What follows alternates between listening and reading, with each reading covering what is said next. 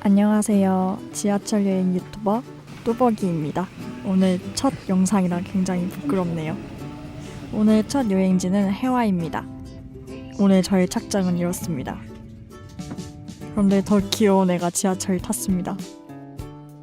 여기 봐! 여기 봐!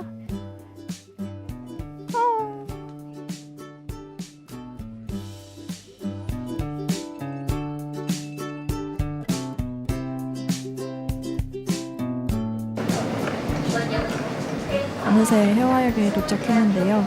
여러분, 왜 해화역이 해화역인지 아시나요? 네, 이런 이유로 해화역이라고 합니다. 저는 해화역에 내리자마자 어디를 가냐 하면 서울대 의대를 갑니다. 예서가 그렇게 가고 싶어하는 서울대 의대가 해화에 있습니다. 다른 본 캠퍼스는 관악에 있는데 의대만 해화에 있더라고요. 왠지 나는 자격지심 때문에 안에 들어가지 않았습니다. 맞은편에 있는 마로니에 공원을 가봤는데요. 마로니에 공원 안에 아르코 미술관이라는 곳이 있습니다. 여러분 여기 꼭 가보세요. 여기가 무료거든요. 그런데 전시가 생각보다 재밌더라고요.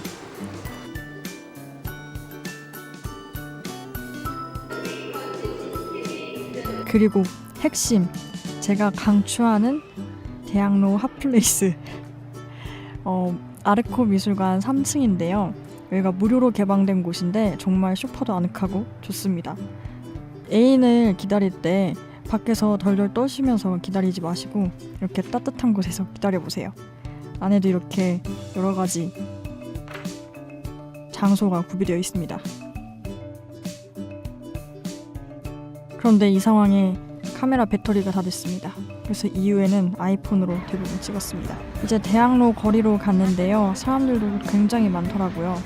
그리고 극장 표를 파는 호객분들도 굉장히 많았습니다. 공연장도 많고 사람도 많습니다.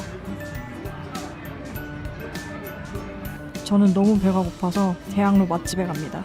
짜장면 맛집 홍콩 반점입니다. 홍콩 반점이 배고프고 돈 없을 때 최고인 것 같습니다. 그래서 오늘 첫 지출 짜장면 4,500원을 지출합니다.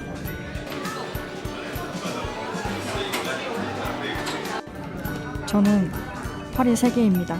하나로는 짜장면을 찍고 나머지 두 손으로는 짜장면을 비빕니다.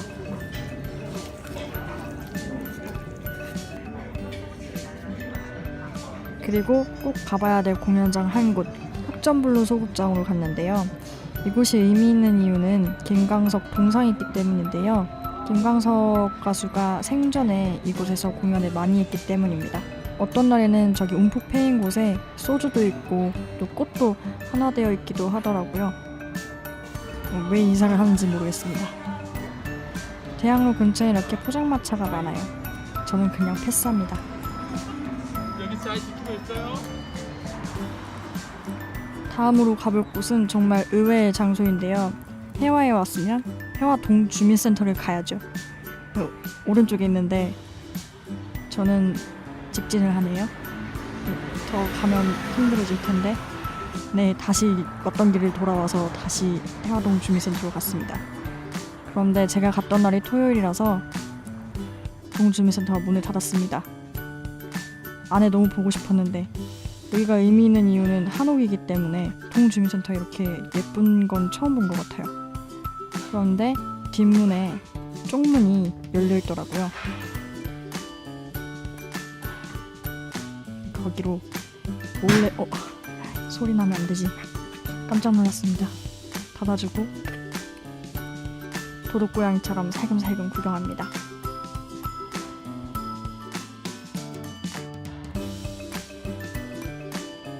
겉을 한번 삥 둘러서 구경해봅니다.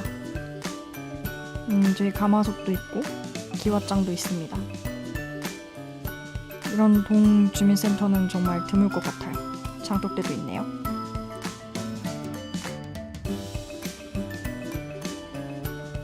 저게 민원실인데 화가 나서 민원 넣다가도 뭔가 심신이 안정될 것 같습니다.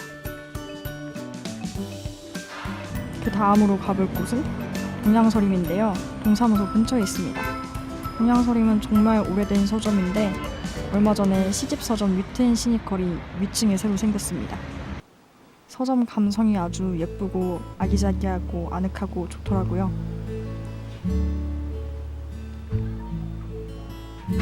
그리고 오늘 제가 해화동에 온 이유나 마찬가지인 위트앤 시니컬이라는 시집 서점입니다.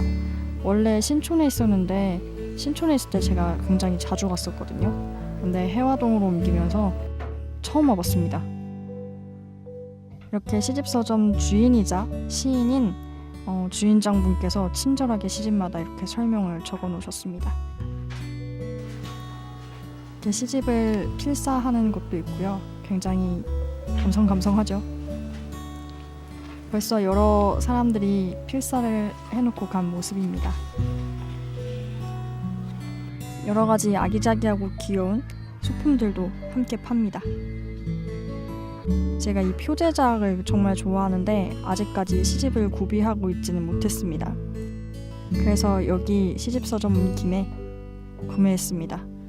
원래 인터넷에서 사면 더 싸긴 한데 기분 좀 내려고 그냥 사봤습니다. 다시 대학로로 왔는데요. 다시 대학로로 온 이유는 낙산공원과 이화동 골목길을 가기 위해서입니다. 낙산공원 가는 길에 이화동 골목길이 있습니다. 이렇게 가는 길에 이화동 느낌 나는 아기자기하고 이색적인 가게들이 많습니다. 예비 구독자이자 제 친구가 추천해준 고양이 전문 서점 슈레딩거도 방문했습니다. 정말 고양이 천지입니다. 그런데 저는 강아지를 좋아하기 때문에 이때는 팔이 2개여서 조금 슬펐습니다. 이렇게 이화동 골목길을 찾아 올라갑니다. 카페 옥상에서 바라본 풍경입니다. 예쁘네요. 이렇게 남산타워도 잘 보입니다. 빛이 되게 예쁘게 비치네요.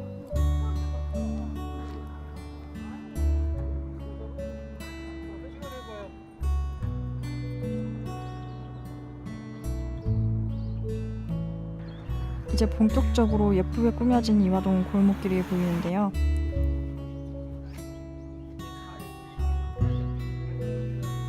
어묵꼬치에서 김도 나고 골목 사이사이 이렇게 예쁘고 아기자기한 가게들이 많습니다. 그리고 제가 잠시 쉬어갔던 카페 밀크공방이라는 곳인데요. 아이스크림이 유명한 것 같았습니다. 그래서 저도 아이스크림 하나 사 먹었습니다. 카페 분위기는 이렇네요. 예뻤어요. 혼자 간 게 아쉬울 정도로. 제가 앉은 뷰는 황금뷰. 아주 좋은 자리 상석에 앉아서 아이스크림 먹었습니다. 맛이 아주 좋았습니다. 그래서 본격적으로 가방도 벗고 코트 단추도 빡 풀고 먹었습니다.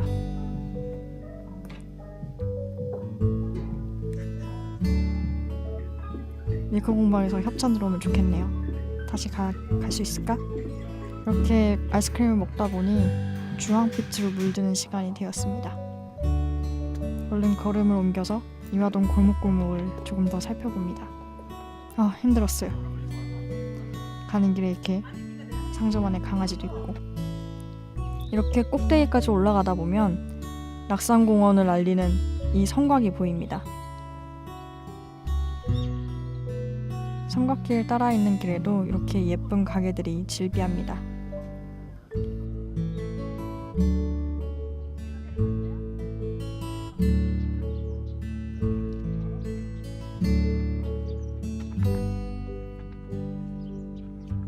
성곽 제일 높은 곳에서 바라본 모습입니다. 이제 다시 내려가야 되는데 저는 성곽 따라서 내려가지 않고 골목길 사이사이로 내려갑니다. 가는 길에 고양이가 많이 보입니다. 고양이 찾아보세요.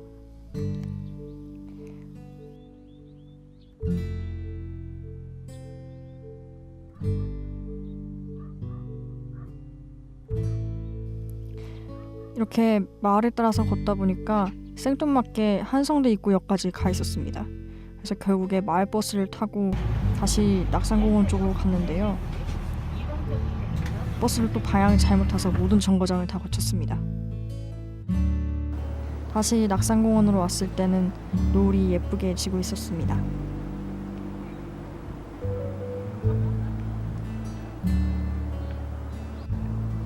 맞은편에는 예쁘게 달도 떴네요. 이렇게 저의 해화에서의 하루는 저물어 갔습니다. 끝나고 친구들이랑 술 약속이 있어서 친촌에 가서 마신 술 영상도 첨부합니다. 첫 영상이라 굉장히 떨리는데 그래도 잘 봐주셔서 감사합니다. 구독이랑 좋아요 해주세요. 그럼 끝! 뿅!